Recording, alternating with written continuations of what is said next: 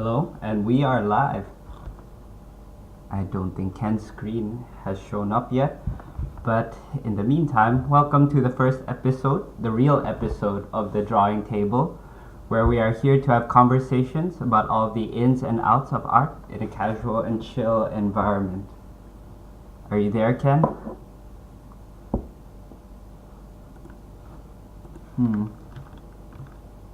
I don't think that he is. So in the meantime, I guess I'll have to solo the podcast again, and hopefully he'll pop back up soon. But yeah, glad to have you join us, Kenny, for our first official podcast. And can everyone hear me just fine, or am I showing up? Just wanted to double check since I can't see Ken.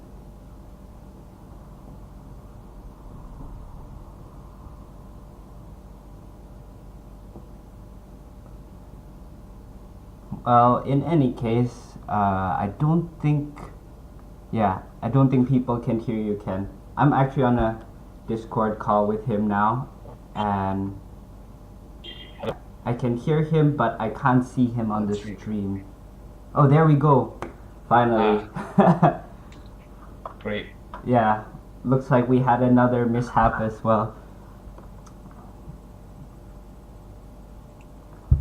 But yeah, welcome to the stream, Dead Say. Sorry if I didn't pronounce that correctly. But in any case, just wanted to say thank you everyone for the feedback and support that you've been giving us over the last few weeks since our first pilot episode. I can personally say that I'm very overwhelmed by the amount of people that tuned in and gave their thoughts as well. So it really means a lot to us. I agree. There were the overwhelming support of the viewers. It's very heartwarming. As cheesy as it sounds. Oh, definitely.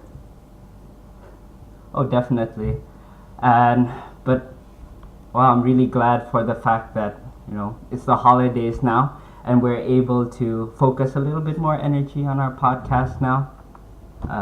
Things have been pretty hectic for you, haven't they, Ken? Because I signed a full-time contract, so kind of have to manage between that and then the mentorship, and then also like building a house. So I have to juggle all of my schedule with like 4 different tasks that I have to finish. Yeah, well, honestly, I think it's pretty crazy how you're able to balance all of that and still be able to do the podcast as well. I have to manage. What about you? Have you been busy this week? Or I mean, I'm not particularly busy. I've just, work is work. Not the most fun project that I've been on lately, but there's been other personal projects that have been keeping me busy and also excited. Like one of the things that I'm currently doing as well for a personal project is the Cube Brush Art War 3. I don't know if you guys have heard of it. So that's been keeping me busy, and yeah, I'm just excited now that I have more time to focus on that. Well, I hope you win. Well, we'll see. There's a lot of top entries. If you win, even a lot of people in the studio also joining in. No. But yeah, in any case, today. Have you told the audience what we're gonna do today? Oh, and hey, welcome, Bima. Well, perfect timing because we are just about to introduce what we are going to be doing today. So for those of you that do not know yet, today we will be doing something a little bit different from our pilot episode, as we will be doing a feedback and paint over session. We've had some of our viewers submit their artwork to us actually, as we have requested on social media, for a live paint over and feedback session. And we have also requested that they send in their description as well, as we think, well, at least I personally think that before giving someone feedback, it's important to know what they want to get out of the piece or what they're aiming for in the piece.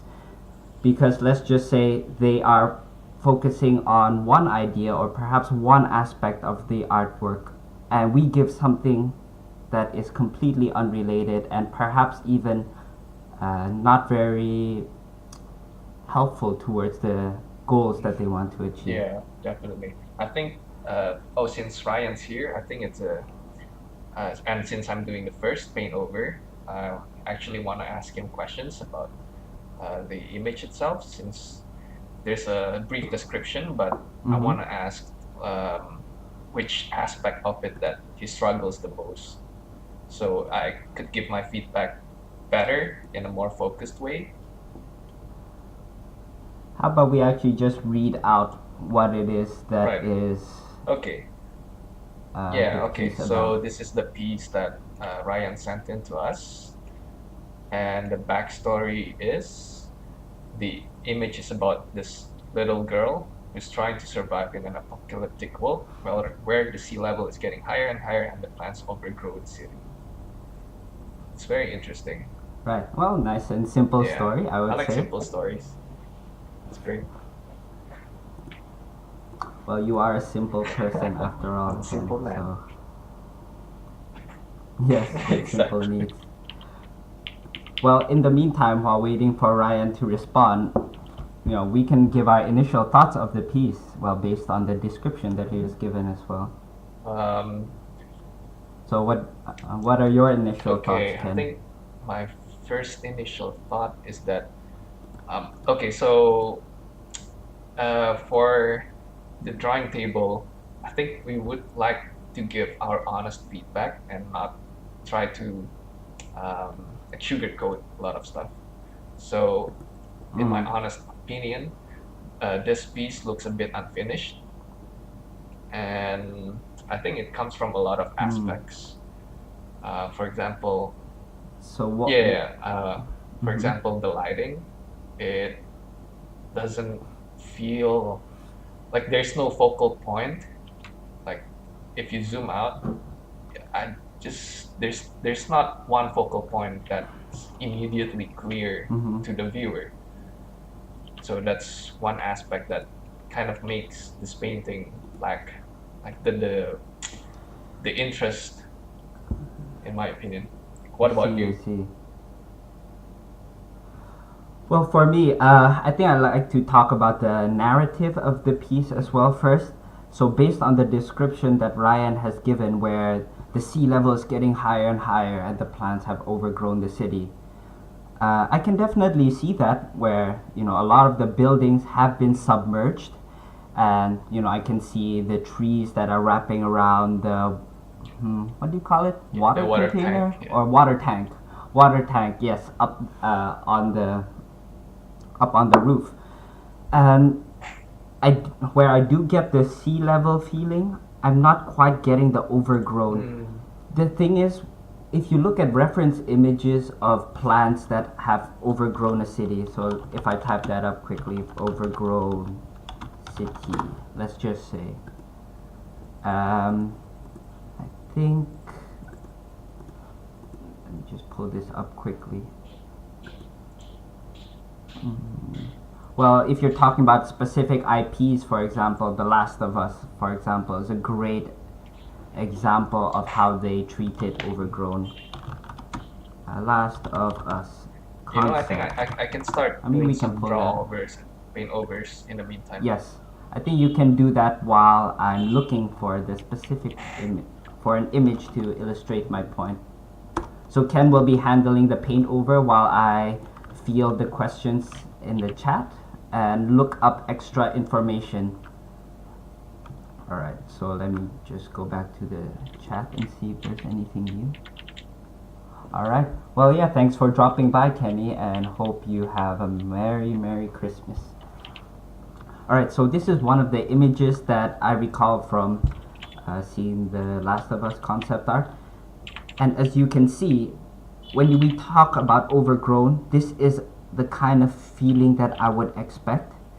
Because generally, if you watch how plants grow, they usually grow from the nooks and crevices where moisture gathers, and maybe there's lots of dirt on the ground as well. And perhaps even from the plants and trees that have not been taken care of, and they will gradually creep their way up or droop their way down from the top of a building or up a building.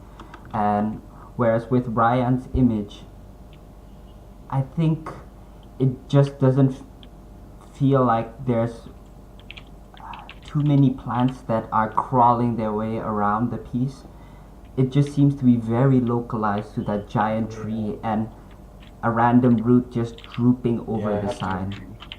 What do you I think, have to agree. Ken? That's actually one of the other points that I was gonna mention, but you said it perfectly, so Mm-hmm. I don't have to. Thank you. Right. Oh, you're welcome. And oops, sorry, just had a little burp. And Ryan has just also responded to the question that we had earlier, where he mentioned about what he was struggling with the most, which is, so I'm gonna read it out. Actually, for this piece, I'm struggling with the simplification of the building. As you can see, the background building is actually from the photo. The main building is from painting, and it looks weird, I think. Okay, I think that's something else we can talk about. But before we jump on to a different topic or a different aspect of the image, let's just focus on, for example, the overgrowth aspect. Um, and I think, so I'm sure that Ken would also bring this back in the paint over, is that if you want to show overgrowth, try to have it organically grow over certain areas and think about the path that the plant would have taken in order to come to the final resting place that it has now. So in regards to, for example, the giant vine that is wrapping around the water tank, one thing you can think is, where did this giant vine come from? And in this universe as well, it looks like it's grounded in reality. And trees typically don't grow like that. You might see it on Angkor Wat, where you have giant, I think, banyan trees that are wrapping around the ruins, but I don't think that typically happens in an urban area, at least. So just having a giant tree that is wrapping around the water tank makes it feel a little bit more, I guess, fantastical to me, almost like a Jack and the Beanstalk kind of vibe. What do you Yeah, think, Ken? I think the biggest issue that I have with the vine is that it kind of encircles this water tank for somehow for no reason. I feel like like as you said, it Mm, feels like plants don't grow this way. It usually follows the like crevices and the nooks and crannies of buildings, or uh, like if you've seen like the roots of a plant going through the grout of bricks, like brick tiles. I feel like it mm, will work better if you show it that way. But I'll show that soon mm-hmm, while when I after I finish doing the lighting fix and the focal point fixes. mm, Alright. So, what have you done so far here, Ken? And what are your thought process behind this lighting scheme versus what Ryan I had think before? what Ryan had previously is something quite cloudy, which maybe what Mm-hmm. he's going for, but I feel like the easiest way for me at the moment to fix this painting is to give it a stronger light direction, because as you can see, there's a slight shadow cast like by the building, Mm, but mm, it doesn't feel like there's actually sun shining. Like, so I'm I trying see. to fix that for now. And also, I Yeah, it feels like a more diffuse lighting, doesn't it? Which wouldn't generate such a hard exactly, yeah, shadow. and Is there anything you wanted to say? Anything yeah, else, sorry? um, Go on. So if you see this bridge here, it's casting a shadow to the Mm-hmm. water, and the shadow is very crisp Mm. somehow. Typically, when Mm. a far object is casting a shadow, sorry, an object is casting a shadow on like a plane that's very far from the object, it's gonna cast a very soft shadow because Mm. of the diffuse protons. Yeah. So this would usually So, be more diffused like this, mm. perhaps So something like to that. illustrate that, think of the particles in the air, whether it be dust, water vapor, or uh, yeah, anything that could diffuse light. Just imagine the sunlight or whatever light source just going through it, and every time it passes through a particle, a little bit of it gets diffused and lost and redirected somewhere else, to the point that when it hits the ground, it's not going to be as strong as it was. And as it begins to be diffused as well, the shadow becomes softer too. So if you, it can be taken to your advantage when you're doing a piece where if you want something to appear like a hot and dry weather, perhaps you can have like crisp shadows to really emphasize that. And if you want a moody day, that's full of fog and mist, what you can do is soften the shadows, and to the point sometimes that the shadow just becomes like a very soft and diffuse uh, glow of sorts. Well, not exactly a glow, but it's very soft. Let's just put it that way. It's a very crude diagram, of course. Hey, not too sure how to pronounce your name, but Arare, welcome to the stream. And yeah, you're just in time actually. We haven't gotten around to your piece yet, and we'll actually be getting to that very soon. And welcome to the stream, Yuki. Very good to have you here as well. And another thought as well, based on the description that you gave, Ryan, is that if it is due to the flooding is occurring due to increased sea levels, perhaps something you can think about: how did the sea levels rise? Is it because of uh, maybe lots of rain in the area? Or perhaps there was a global catastrophe that caused all of the ice to melt and then the whole world is being flooded. If that is the case, or whatever the case is, I think you need to show it in the environment as well. For example, if it is because of a lot of rain, then you want a lot of water damage on the building as well. It's a good point. And especially the water levels too. You'll notice that, especially I guess a lot of some of us here that come from Indonesia or specifically Jakarta, sometimes in some areas after the flood has subsided, you will notice that there is a dark, dirty stain where the flood waters Yeah. have been,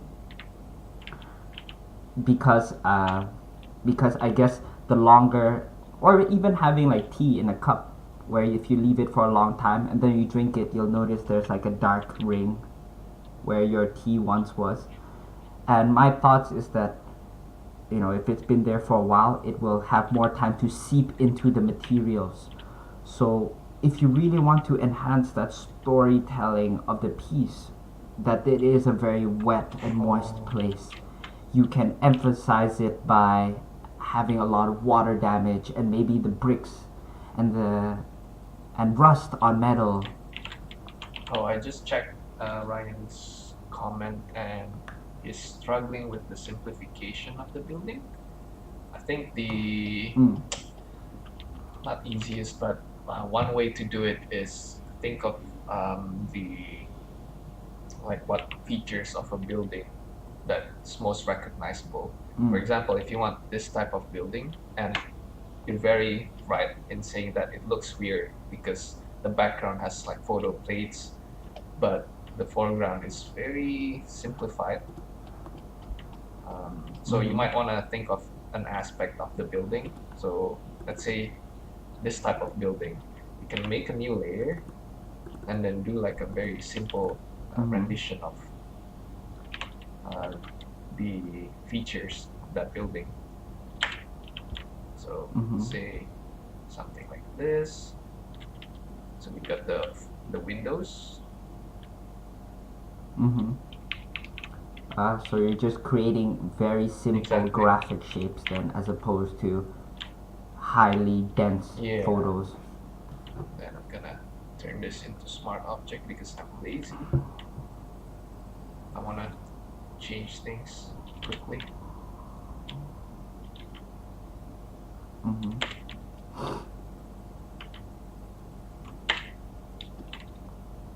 Oh, and if anyone has any comments, not just from Ryan, feel free to drop it in the chat as well, and we'll get around to it. But preferably, we'd have the questions and comments related to the piece right now, or the topic that we've been discussing. And we will actually have a dedicated Q&A session near the end. So that's where you can throw unrelated questions to us, like what Ken ate for breakfast, and his favorite brand of underwear and things like that.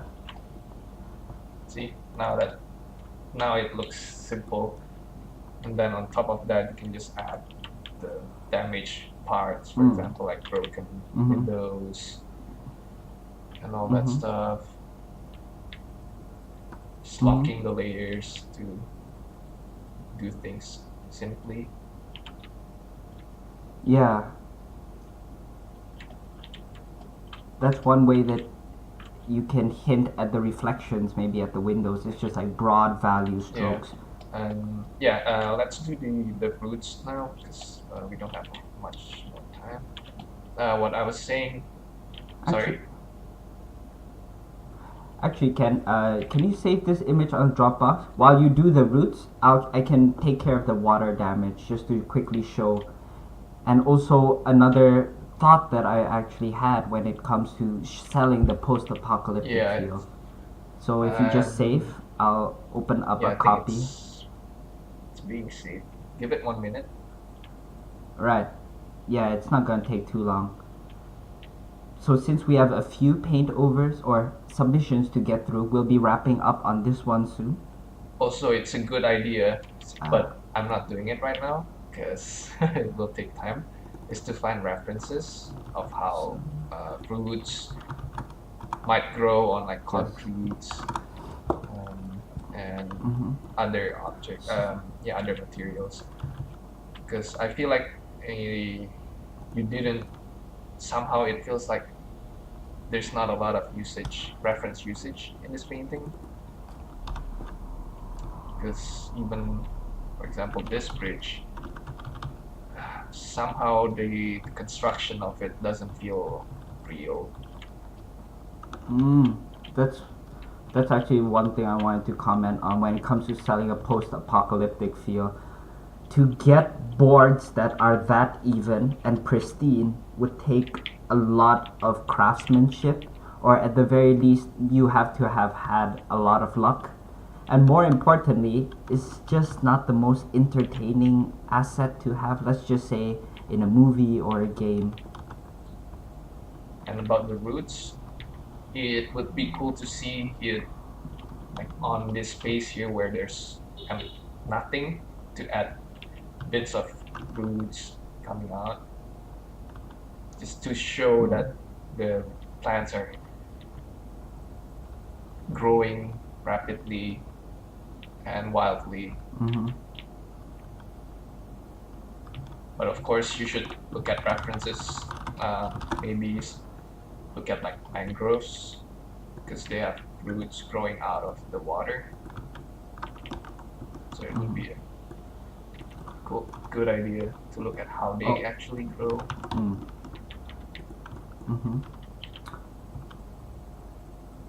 So speaking about reference as well, what I'm doing here is that I pulled up a reference image of an air conditioner that has rusted due to a lot of water, and what I'm doing is just having a multiply layer and then dabbing on some light orange colors. And don't forget that rust leaks around everywhere too. And this concrete slab, let's just say it is made out of smaller ones. Maybe you can have it leaking through the lines as well, so that you imply at details without actually spending too much time on it. So just adding that already makes the place feel a lot older, and even chip some of the paints as well. Oh, and there's a question, a comment on Twitch. Avocado Yellow is asking why I made that into a smart object. It's because smart objects retain their transformation. I don't want to duplicate it and then slightly adjust it. If I keep it as a regular layer, I won't be able to do that. I mean, I can just copy it like 3 times and then adjust it into place. But I mean, there's different ways of doing things. That's just what I thought in that specific moment. So no specific reason in particular.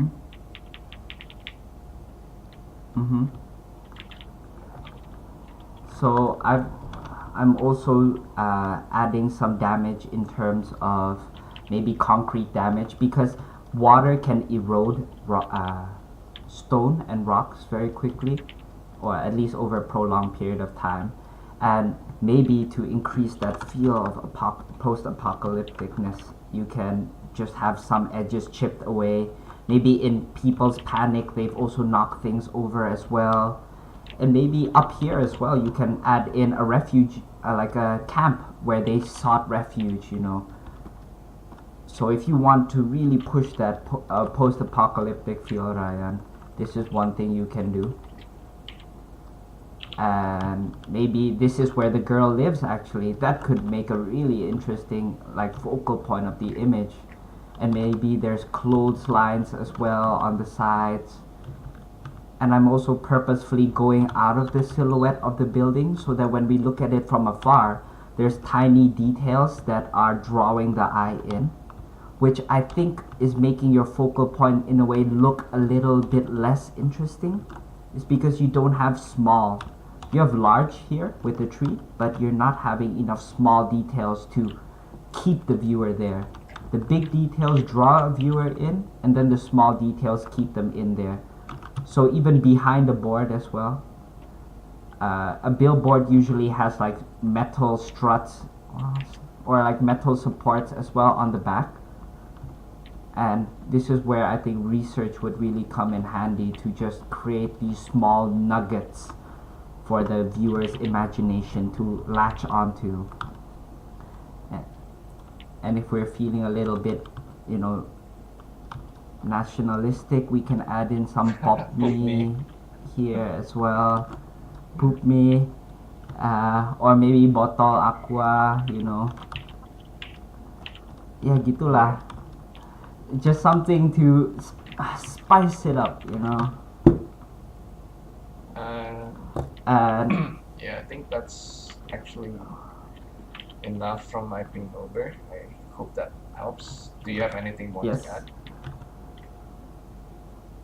Well, I'm good, but yeah, Ryan, if you have any thoughts as well you want to say, feel free to just leave it in the comments as well, and we'll get to it. But we are actually going to be moving on soon, and what we're going to do is take our paintovers and merge them together and give you the PSD for it as well, so you can browse it at your own leisure. Alright, so I'm going to be the one pulling up the next piece actually, and Ken will be the one fielding most of the questions in the chat. Let me just close. Thanks for the submission, Ryan. Good luck finishing the piece. Definitely.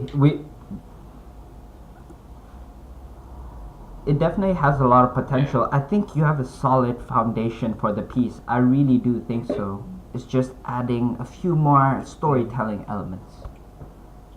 Bima asks, how many paintovers are you going to do today? And well, we're going to be going through a few, and by that I mean 3. So here's another one that we have received as well from a rare. So we have a character piece this time actually, and she has also submitted a description for the piece as well, which sorry. I will. Never mind. What No, were I you thought gonna your say? screen was stuck, but never mind. Oh, I think it's just a Yeah. little bit of a lag. And no worries, Ryan. But yeah, hopefully it does help. And once again, thank you so much for submitting Actually, the if piece. I add, may add one more thing, one more explanation, Yeah, go is ahead. the reason why I added this light in front here. Oops, this light here is because Hmm. an image is more interesting if there's a contrast, like light and then dark and then back to light. So that's what I'm doing. I made this part light Hmm. and then this part in shadow and then another light area. So it makes our eye kind of, it satisfies our eyes because there's like a play of contrast. And yeah, something like that. Hmm. It's like the whole idea of Exactly. light, dark. Because you have the lightness of the bridge and the objects that are closest to us in the foreground, then dark, and then the silhouette of the girl is placed against Yeah, a exactly. light. That's why I extended the buildings to have more contrast on that girl. Yeah. Okay. Move on. Let's move on. Alright, so when it comes to Arare's image, once again, thank you for submitting. I'm just going to read out the description that she provided to us. So it's about the picture. I want to paint an ancient queen that was a historical figure. The name of her was Tuta of Illyria, and she was near the Hellenic period. On the other hand, the clothes I tried to be historical too, but nothing that I didn't saw from that time. I also chose backlighting because I thought it would be fit for the character and I want to practice rim light. She was a brave queen who reveals against the rules, or I'm guessing rebels.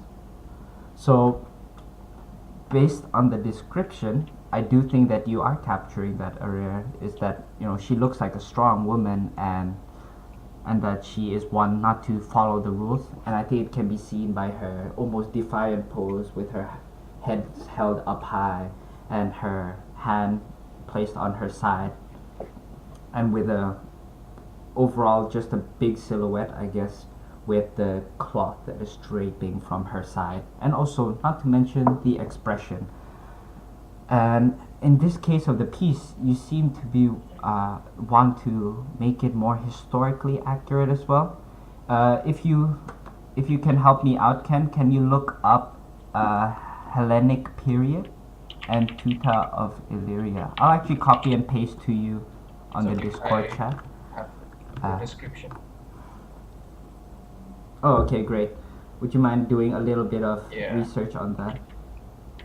So while I just talk about some of my thoughts. So when it comes to also what you mentioned about rim lighting as well, or backlit, I think that it's a little bit more difficult to see when you have a white background, and it diminishes the drama as well. Because if you have her, let's just say very quickly, I'll put her on this will be quite a crude representation, but let's just say I have her against a dark background. Just like that, she already stands out. Yeah, even more. And yeah, I think she already looks a lot more imposing. But if, let's just say, we want a little bit more storytelling behind the image, maybe she's in her palace at night and she's against a night sky, and she's being lit by the moonlight behind her. So what we can do is let me just lighting. I'm also just gonna pull up some reference images as well, because I will be honest, I'm not completely I'm not very familiar with it as well. I don't think like both of us are not exactly character designers, so we'll just be Yeah. honest. But we'll still try to help with whatever we can Yes. help.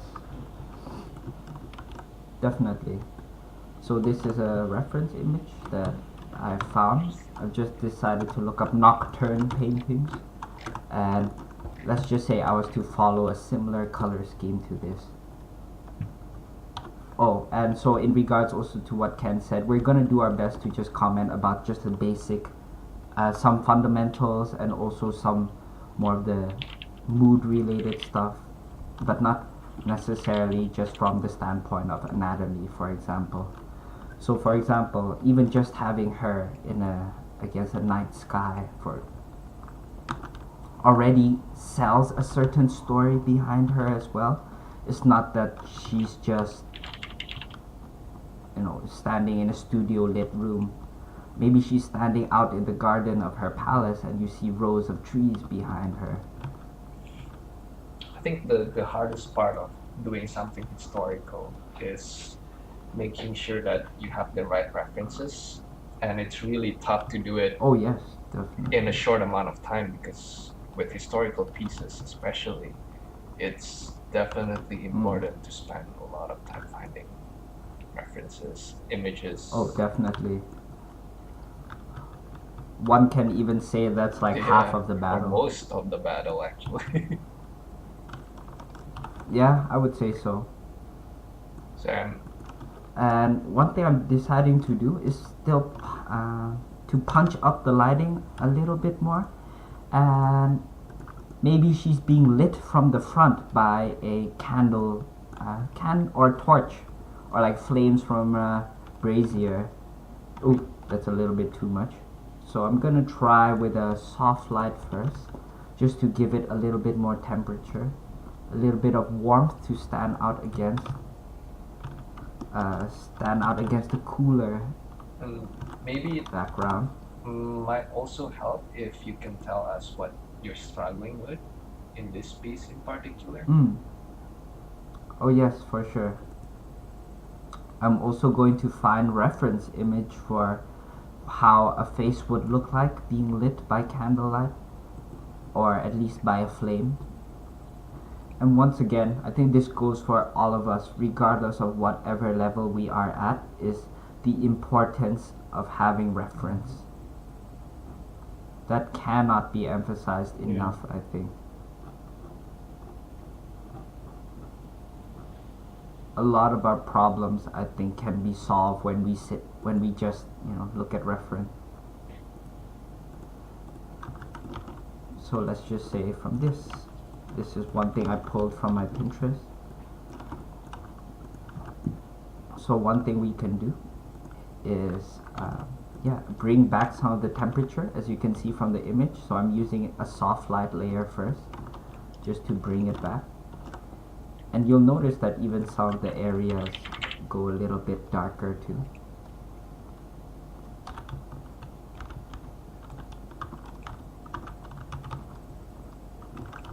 So I'm just going to splash on some with multiply, but I'm going to bring back some of the darkness actually, as the lightness as well. So I'm not gonna go against the rim light.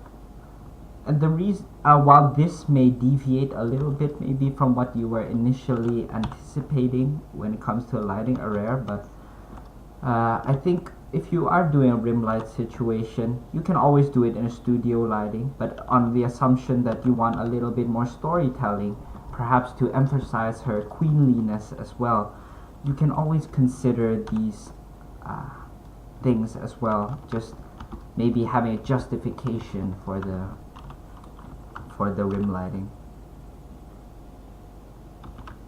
Are there any questions or comments from the For some chat so reason, far, Ken? no. It's quite quiet Ah, on the chat. interesting. Yeah. No matter, we will continue to forge onwards. So what I'm gonna do here actually is, it might be a little bit hard to show, but I'm what I'm doing is double clicking right to the left, to the right of my thumbnail of the layer, it's a bit difficult to explain, but if you basically double click the layer outside of the thumbnail, you will see that there's some sliders at the bottom. And I think I can explain it, we can explain it sometime on another video. But just for the sake of just showing what's, or at least moving on with the paint over, let's just continue. So I brought back the rim lighting with it, and what I'm gonna do is now bring back some of the focus on her face. Oh, So I'm going to have a levels adjust. I can't spell the name, but she just arrived. She was out just now. She just came back. Ah, I see. And hey Daniel, welcome to the stream. And what did I just do? Do you want to explain it, Ken? What I did with the sliders? Yeah. I mean, I can do it. Let me do it quickly by showing my whole screen actually. So I'll have to put in, yes. Okay, so I'm actually gonna put this, yeah, this is a little bit impromptu, so excuse the adjustment, guys. So what I'm doing here is, there we go. So if I double click, I'll just undo it and then redo it. So what I did is essentially, this is a multiply layer on top of your character. And then when you double click it, not on the thumbnail, but on the side. Oh, on the thumbnail is fine, actually. I didn't know that. But when you bring this up, you'll notice that there's some sliders here at the bottom. And what they essentially mean is that for the top part, when it says this layer, so anything that's on that layer, the information here, if you slide it, it will actually correspond to the values mapped on that layer. So if you have a lot of light values and you don't want that to show, you can hold the Alt button and then pull the sliders down, and anything that's within this value range that is in that layer will not show up. And same goes for the darkness as well. So because this is predominantly dark, watch what happens as I push this to the side. You'll notice that it just disappears. But that's not what I want. What I'm looking for is this slider, underlaying layer. And what it means is that it's a little bit different, where it considers all of the information underneath it. So if I want the light values to show up, I can just pull that slider and all of the light values, as you can see, will slowly creep back into the image. And of course you can play around with it and see how much of it you want. And same goes for the other. If it's on dark, you'll see that all these values from this range to this will slowly disappear, will not be affected by it anymore. So hopefully that explains it. A little bit of a mouthful, I understand. Oh, but and she said that the thing that she's struggling with is that she feels that the painting is not strong enough. In general, the feeling of the painting is not strong enough. And if I look at the painting itself, I think it can be attributed to, if I may interject for a moment, Jourdan. Yeah, go ahead. I'll just do I think one of the biggest issue with it not feeling strong enough is her face. I feel like she doesn't have this strong, stern expression of a woman who's like above everyone. She looks like she's a bit bored instead of feeling like she's strong. I see. I'm not sure how else I can describe it, but I think the biggest issue that I have when you say that the feeling is not strong enough is the face in general. And also the structure of the face looks a bit flat because Mm. somehow the part that's in shadow feels like it's just one plane instead of consisting of the planes of the face. There's supposed to be Mm. a bit of reflected light from the background on the cheekbone over here, for example, and also like the temple of the head. So the lighting Mm-hmm. is not really, it doesn't, like the face is not defined by the lighting enough. Mm. I see. Yeah, I'll have to agree with that. Although I will say the expression I think is quite good, but it can be pushed. I will say that much. And maybe another thing as Can well be. is that I think that there's not enough of a temperature contrast because everything's, well, even before I put in the soft light and things like that, everything seemed quite monotonous in terms of the temperature. Uh, And what I'm doing now is adding in some cools with a color layer she said that because she uses the application Handy, um, and she I didn't see. have a clear lighting. And how do you resolve it on your own painting?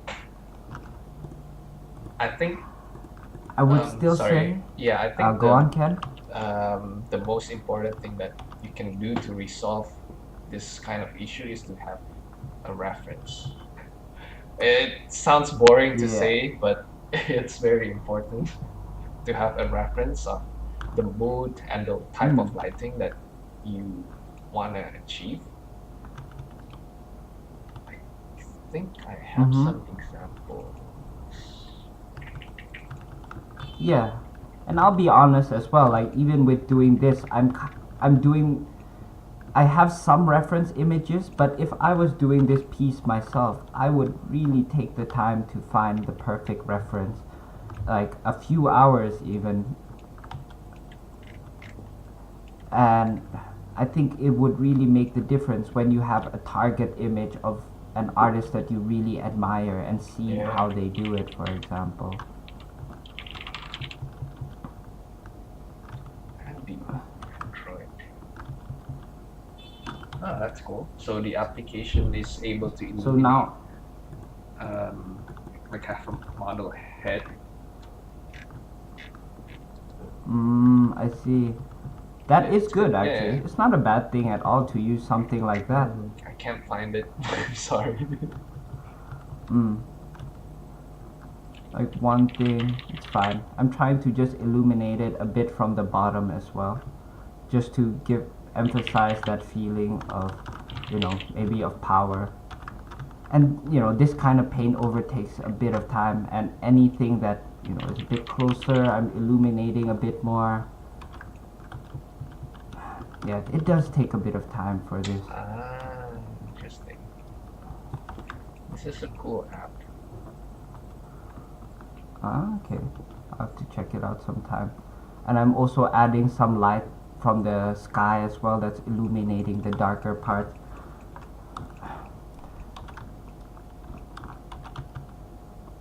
And one thing you can do to push the painting as well is to increase the materials, the brightness of or the definition of the material, such as metal. You can make a lot brighter. And I'm skipping all over the image now since we're going to be moving on soon. Actually, um, Yeah, yeah. I think the biggest. Unfortunately, we don't have Sorry, as much. go on.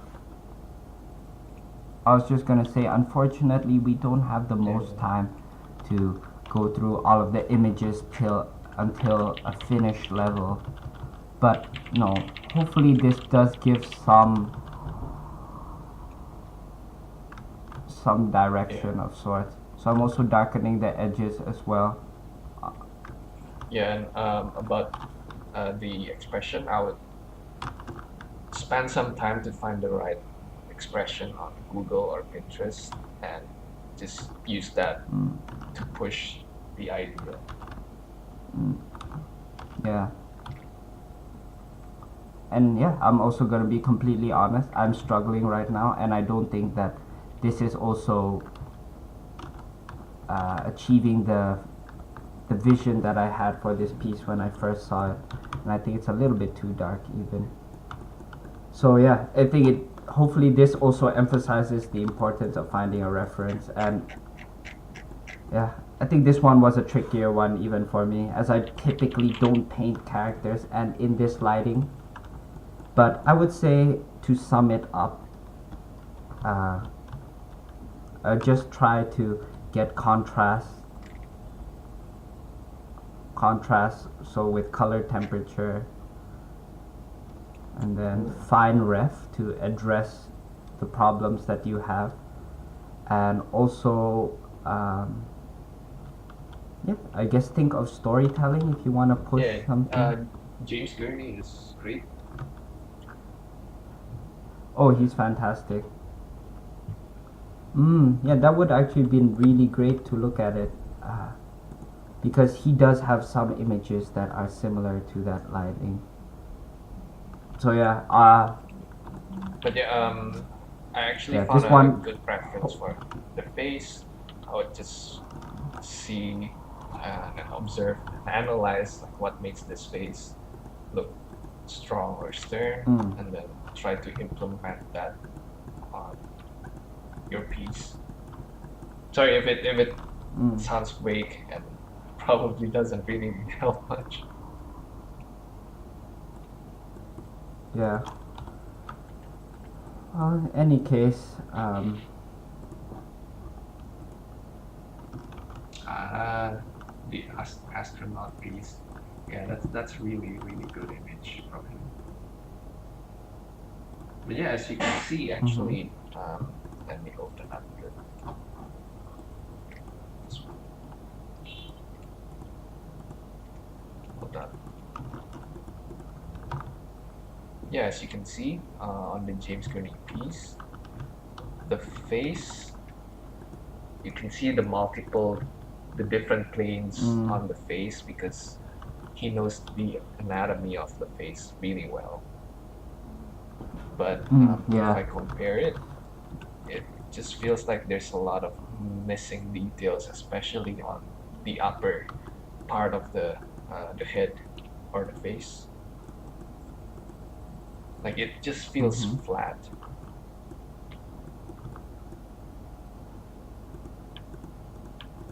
Let's see. Like as you can see from this sliding guide that I have here, like the light from both sides would illuminate the sides, and then it will Mm, also like the bounce, and then the reflected light would slightly illuminate mhm. like the upper cheekbone, and then but you don't really have that here. So this cheek here Mm, feels like it's just flat and doesn't have the shape of a cheek.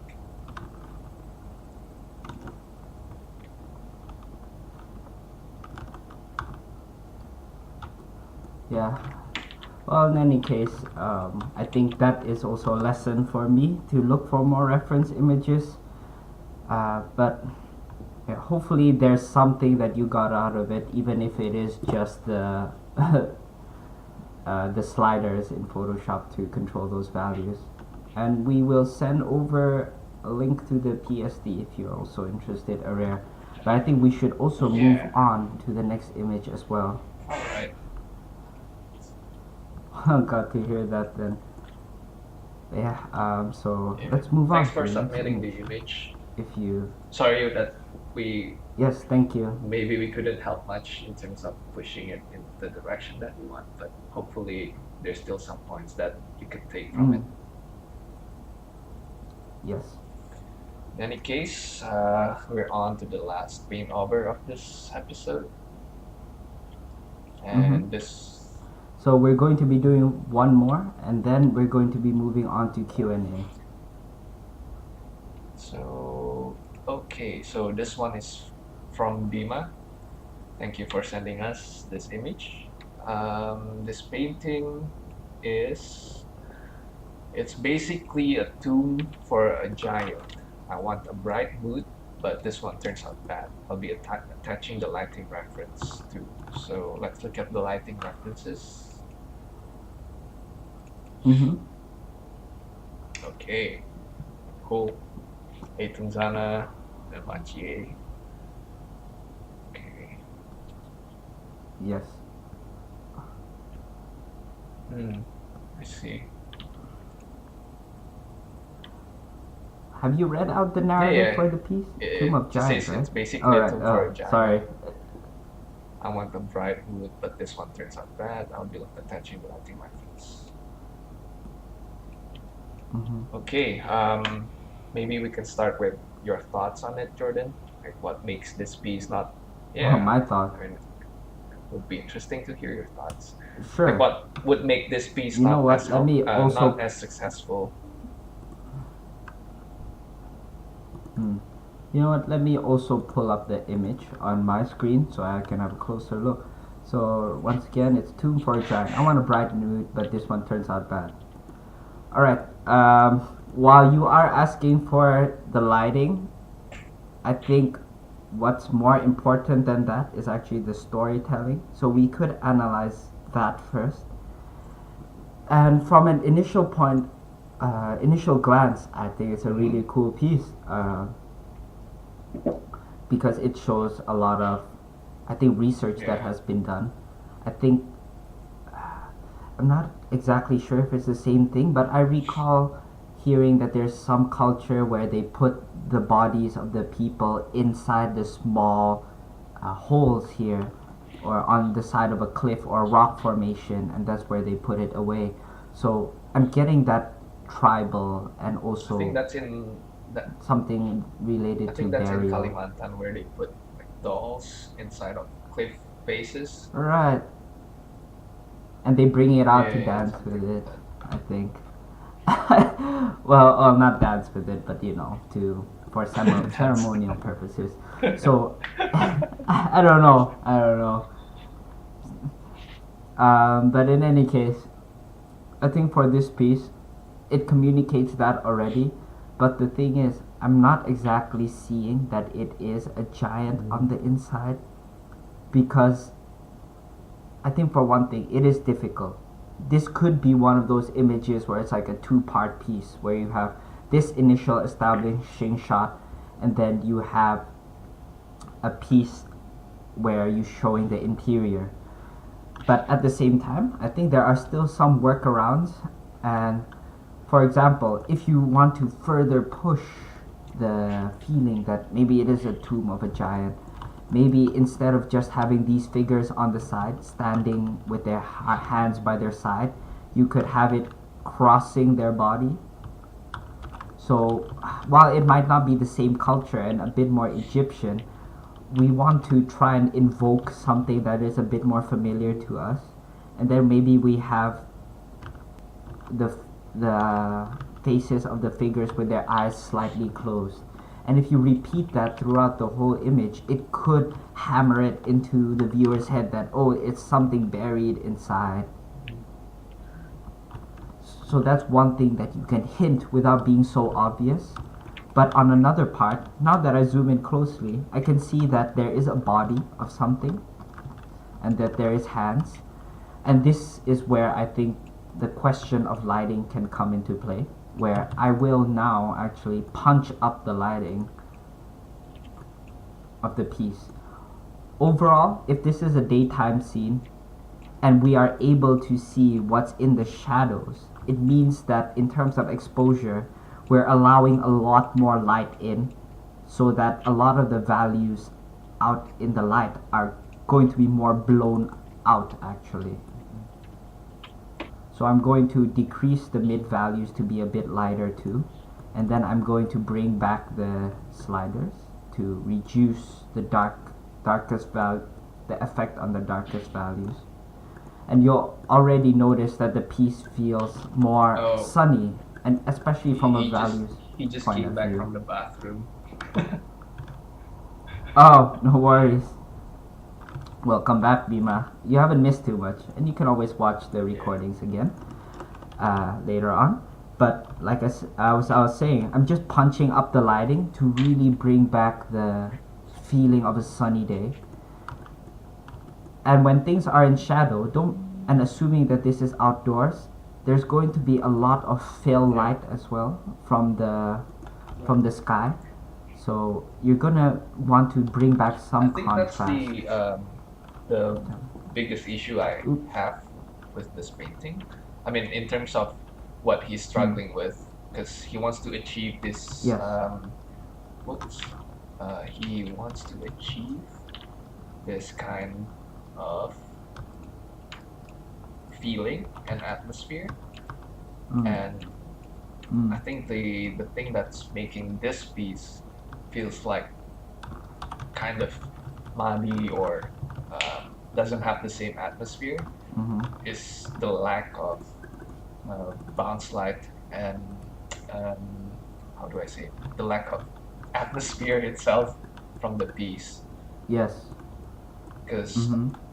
And the thing is, sorry, yeah. oh, sorry. Go So on, in the foreground, and Jourdan also mentioned a really good point about pushing the contrast, because even though it's sunny as we see from the clouds and the sky, but the the value itself, it's all kind of in the middle gray. So and there's not a lot of contrast between the shadow and the lit areas. And I think Mm. Jourdan is doing a really good job in making it feel more sunny. And one thing I might add is also some bounce light or reflected light from the Mm-hmm. sky to the shadowed areas, especially the ones in the distance. So Mm-hmm. it will be a lot bluer on the parts of the stone that's in shadow because there's a lot more atmosphere in the distance. I mean, Mm-hmm. a lot more atmosphere from the camera, between the camera and the And object. Sorry, that wasn't clear. Mm-hmm. One thing I wanted to add as well is that one thing to make something feel really strong and bright and realistic is adding in Fresnel. And for those of you that don't know what it is, I'll just show you a real world example of it. Let's just say you encounter a puddle when you're walking the street after it's a rainy day. Let's just say you're here. Then you see a puddle out in the distance over here. When you're far away, you'll notice that the puddle is super reflective to the point that, let's just say if it was a bigger puddle, there's a cloud here. You'll notice that the cloud is reflected in the puddle, assuming it's undisturbed. But the moment you're standing right above the puddle and you're looking down on it, you'll actually notice that the puddle is, and assuming it's not very deep as well, you will notice that you kind of just see the ground at the bottom. So maybe if there was a brick road underneath it, you'll pretty much just see the bricks underneath it too. So the idea is that the more perpendicular you are to viewing an object or the face of an object, so the further away essentially, you'll notice that things become more reflective, even if it is not typically so reflective. So how that applies to this piece is that try paying attention to this when you're going out later or even in your own house. Sometimes you'll notice that the further things are away and the more perpendicular they are to you, the more that they will reflect. And in this case, it will reflect a lot more of the sunlight that is shining on it, to the point that these objects will be almost pure white. And I think that's one of the things to make a piece feel really bright. So once again, glancing perpendicular, so things here, they would be really, really bright, and even here as well.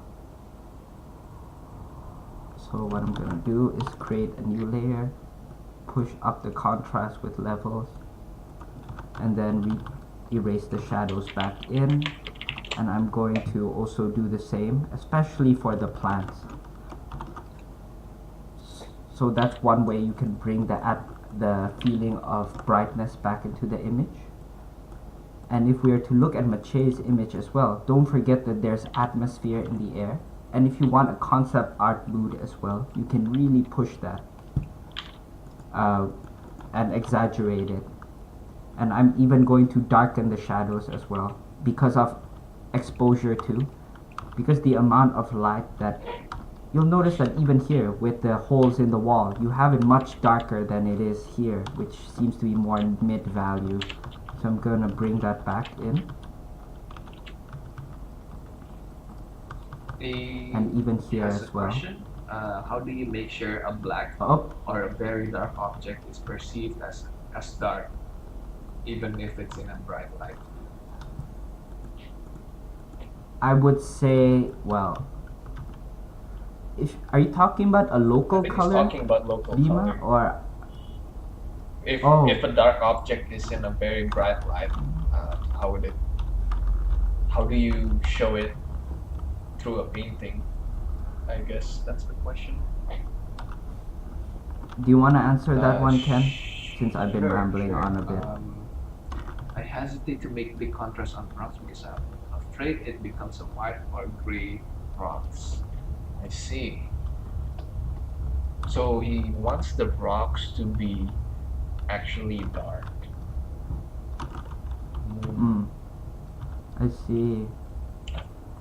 Oh, okay. I think to make it look like a dark object is making sure that it, like the highlights are, how do I say it? Sorry, let me turn notifications off. To make sure that the highlights or the lit areas not as bright as light objects. So for example, if we have a sphere, let's say like a red sphere, maybe not red, just light green sphere, and then a dark green sphere, and there's like a really bright light shining on both of them. The dark one would be something like this, while the white one would have a lighter shadow, right? So in case of your painting,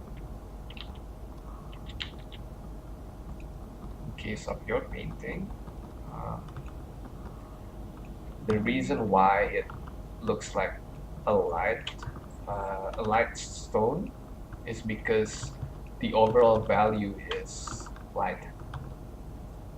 The contrast between the lit and the shadow area is not very strong. So in this case, I would probably do something like this. Just add a darken layer to darken the, maybe not darken, let's see. Let's use the blend if underlaying layer is dark. There we go.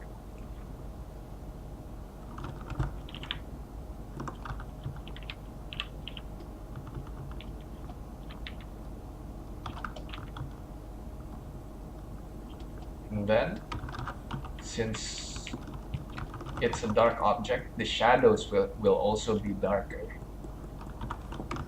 So if we take the dark parts, the shadowy areas,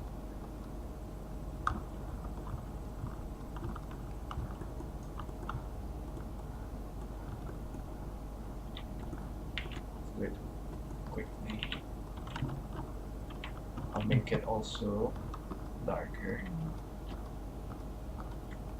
See how that already looks like it's a dark. It's made of dark stones. Wait, I gotta have a look at this myself. I got a little bit too caught up in the paintover.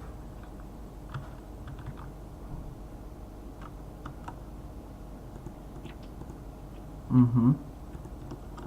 So this thing. I can see that. Yeah, if you look at what you had, it feels like the contrast is, as you mentioned, it feels like a light object being lit.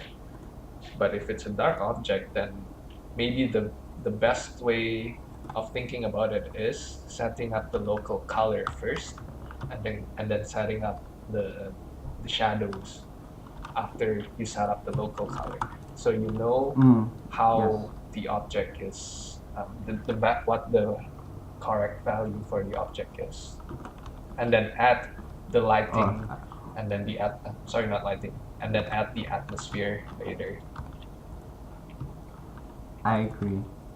I think it's like when we do things by hand as well, especially for a lot of illustrators out there. I think working with photos sometimes gives us the disadvantage of not really being to identify the local colors as easily, because we don't really know what lighting scenario it is.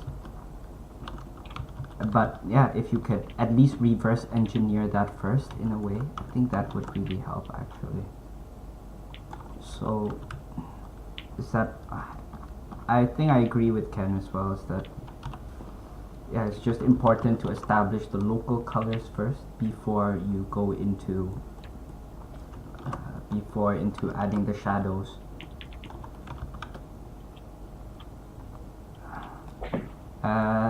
Anything else you want to add to that? Yeah, actually I have some design feedback. Okay.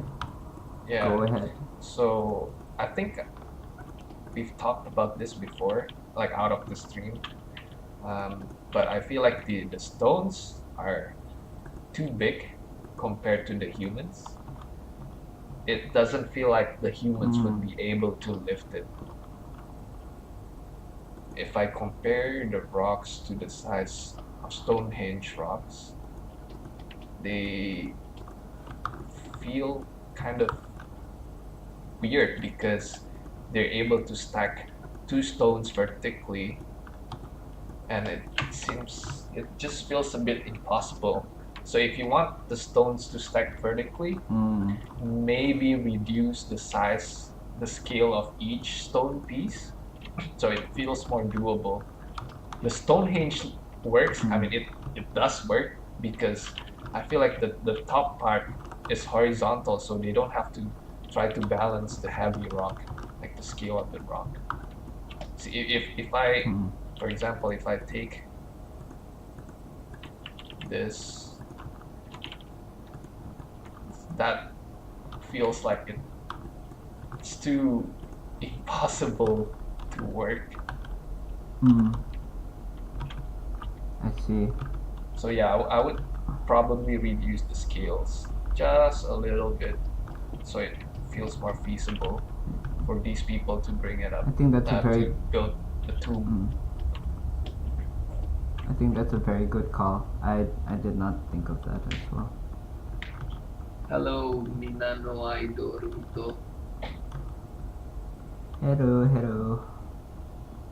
Yeah, we're actually almost ending. So yes. So if you guys have any questions, we will be more than happy to answer them. But just to go over what I've done personally as well. So let me just flip it on and off. Oh, let me save this as paintover number 2, just in case. I'm soloing your stream, so you can see it better. Oh, alright. So this is the before, and this is the after. And I can go over the process that I've gone through so far. Is that for those of you that are just joined in as well, and maybe for a recap. So first of all, I just decided to change the storytelling element. Since it's supposed to be the tomb of a giant as well, I made it so that the paintings on the side maybe have, like, you know, the image of someone that has his arms crossed and eyes closed, which would, I think a lot of us would typically associate with mummies or something dead as well. And then after that, I decided to punch up the lighting, especially the bright values, and then darkening the areas in the shadow to make it a huge You look good in contrast that in pose. terms of lighting. Thanks. So also, as well, I've also decided to change the color temperature a little bit too, because a lot of the blue light from the sky would actually still be affecting the areas in the shadow mildly, at least in comparison to the sun. And I've added in more shadow and even more light. So talking about Fresnel, so maybe I can punch. And I think that people shouldn't be too afraid about really punching up the values, especially for a bright outdoors image. Especially if you notice how the camera works, like with the whole exposure thing, you'll notice that the value ranges tend to be very, very big, to the point that one is almost crushed to white or black. And I added in a bit more lighting as well, just to make it feel brighter. And also darken the shadows too.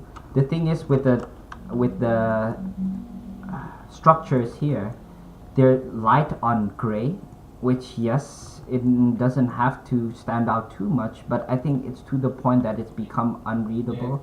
So I decided to bring back a little bit of shadows, because some light would be occluded as well when in these structures, and I can even further emphasize it now that I look at it in values,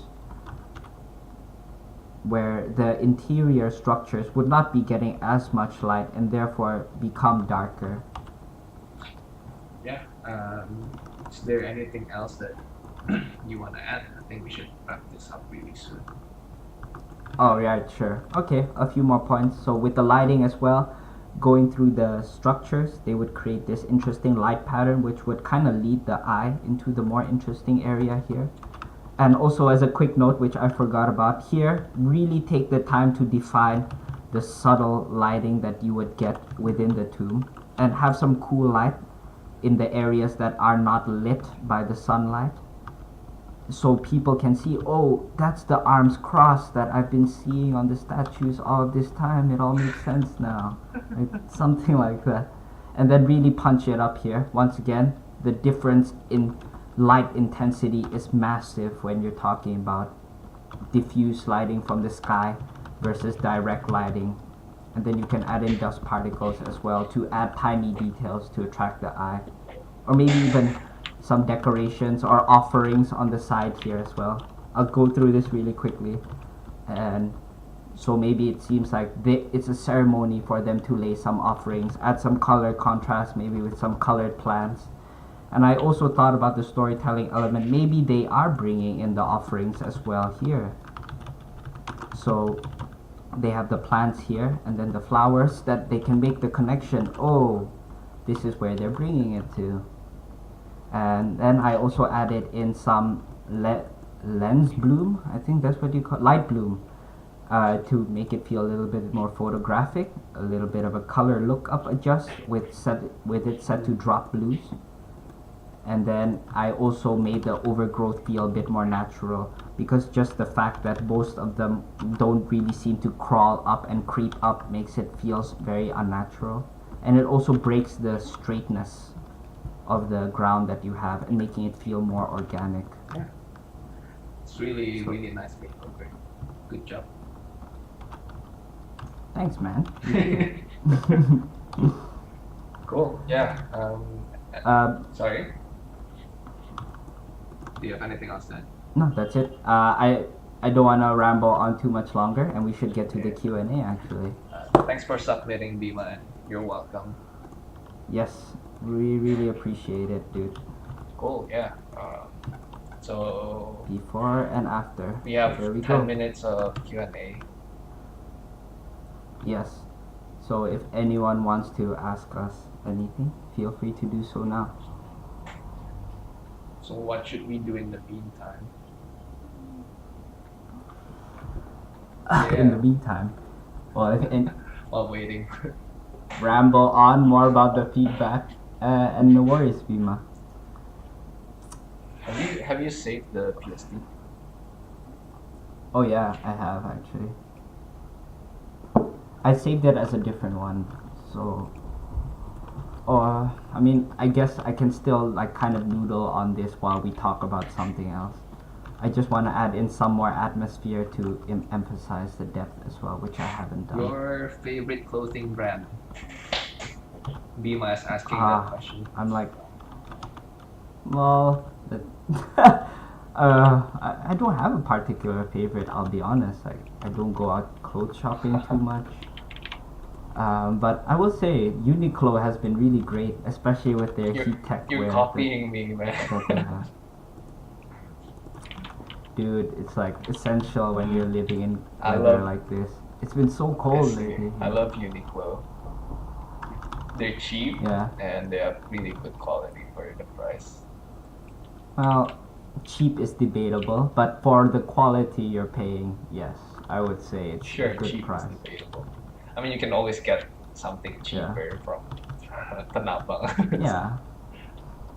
Well, I mean, I can wear a trash bag outside. That's like almost free, but I don't think that'll be very Yeah. good Okay. for me. Next question. Stupid question. How do you guys use reference? This is by Ryan, by the way. I often collect a lot of reference, but in the end, I don't know how to use it and how to extract the information that I need from the reference. Well, first of all, I'd like to say it's not a stupid question, and I actually think that it is something that is personal and even you can say not something that uh, I would say even some professionals I've seen really utilize reference very efficiently themselves. So there's no shame in asking that kind of question. So I'm just gonna throw that bone to Ken. What do you think, Ken? How do you use reference Oh properly? man. Yeah. I mean, it's still. I think reference is probably one of the hardest part for me because I do tend to spend quite a lot of time finding the right reference, which may Mm. be unnecessary sometimes. But let's bring up your piece to have a context, so it's easier to talk with. So in the case of your piece, the part that I find lacks reference the most is like the building tops, the tops of the building, like what Mm-hmm. usually they have really specific items on top of buildings, and I just feel like it's missing those items, and Mm-hmm. maybe not missing the items, but missing that the layout that they usually have. Like they usually have a specific, not specific, but a certain way of putting where the exterior exhaust for ACs and all those stuff. Usually it's like clustered together instead of spread out like this. And then it would also be a good idea to find references for the back of a billboard and maybe finding a scale reference of a human compared to a billboard. I mean, this building looks like Mm. it's very high, but somehow the billboard is very small, which doesn't make sense because if it's a tall building, then the billboard needs to be bigger to be able to be seen from below. And Mm-hmm. yeah, I think just those kinds of basically anything that you feel unsure about or you don't know, then use reference. Even if you know it, Mm. get some reference to inform what you already know. It's always a good idea to do that. Mm-hmm. I agree. Even like the shape of this exterior unit of an AC looks kind of weird because usually I'll just bring it up. Exterior AC unit. See how they Mm-hmm. usually have like a fan on the side instead of the top. I'm not sure why this one is on the top. Mhm. Maybe there's like a cover on it, but it's very rare to see. It's no there. I've seen it around. Maybe, but yeah, to bring up the point of references, I feel like Mhm. you somehow made this one up. If you look at the reference, Mm. then you can clearly see how it's built or how it's integrated into the buildings. Mm. And I actually have another point, which Brian Oh. might be asking about as well. I see. Is that? Oh wait, Yeah, did yeah, she yeah. say something as well? So, okay, I see that it's referencing this HVAC. Blah, blah, blah, blah, blah. Okay, the reason why it doesn't look right is because you don't have the right elements that, even though you have the reference, it feels like you don't have the right elements. A good Mm. practice is to copy like this image or this unit and copy it while analyzing the parts that it's consisting of. So, Mm. for example, in this one, in your image, I would to fix it, I would extend this part here. So it's more consistent with what the real world already provides. And then just add more details, necessary details, because you're going for something more simplified. Mm.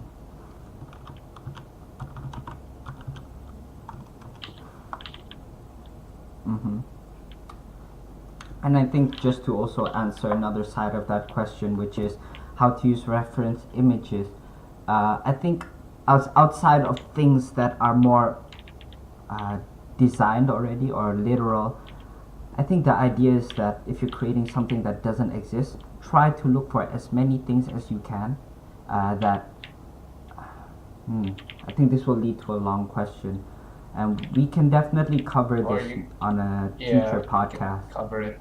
I think that'll be a good topic. So yeah, so what do you guys think? Do you think that'll be a good conversation topic for one of the podcasts? Uh, but yeah, when it comes to that, I think it is quite a personal process. But I'll be more than happy to show to it in detail another time, as we are close to finishing the podcast. Do we have more questions?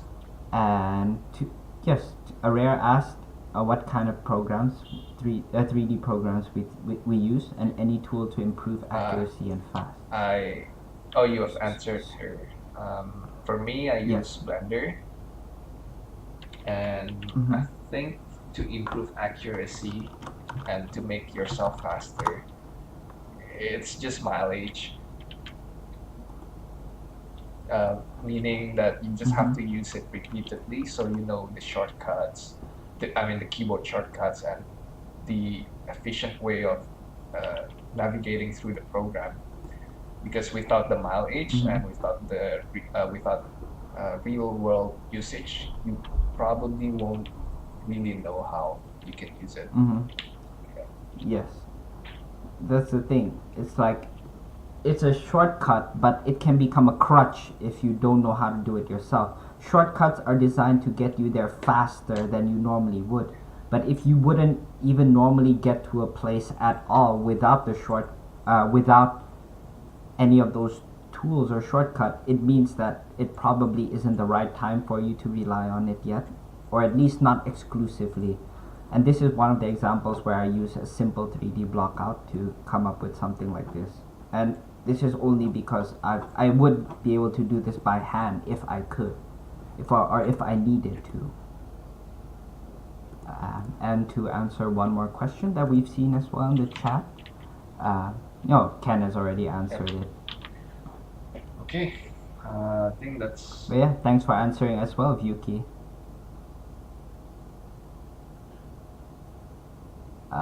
Yeah, we've gone a little bit over time again, but we'll get the timing correct.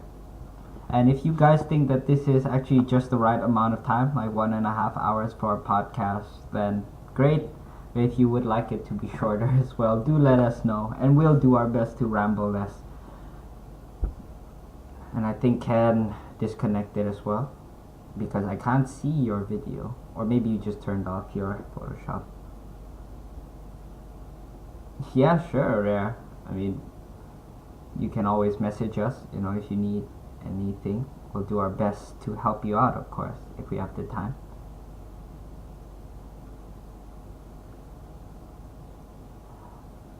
If you mean like adding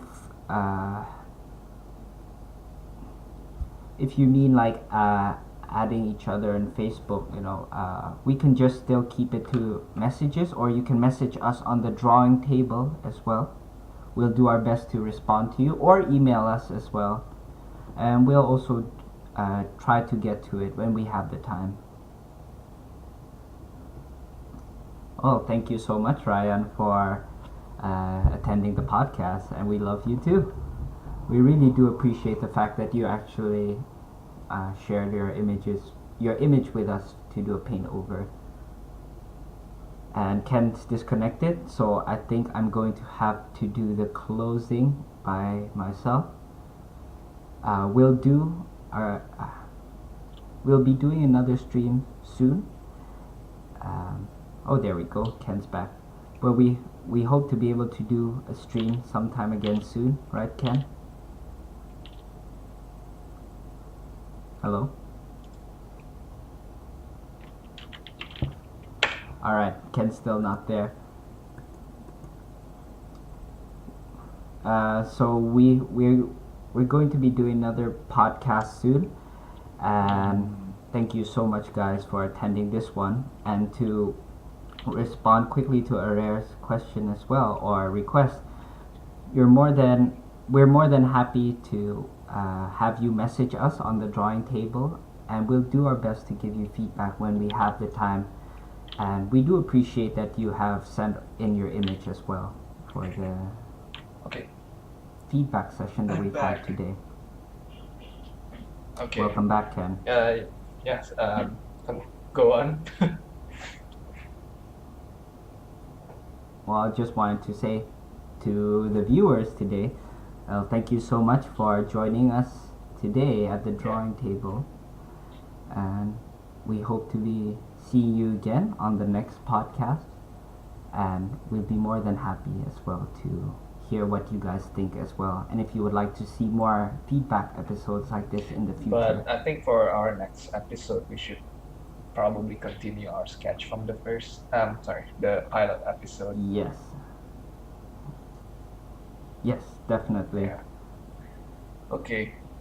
Alright, that sounds good. We'll be posting it up on our social media as well. So if you guys haven't yet, be sure to follow us on Facebook at the Drawing Table Podcast, and it's the same on YouTube and Instagram as well for future updates and schedules for our podcast. Great. Okay, so thank you guys for tuning in, and also thanks to Bima, Ryan, and also Abraire for sending in their works. So yeah, we'll see you guys on the next podcast, or on the next table soon. On the next table. Cool. We'll see you guys back at the drawing Bye. table. There we Cool. go. And signing Alright, out. see you guys. Signing out. Bye.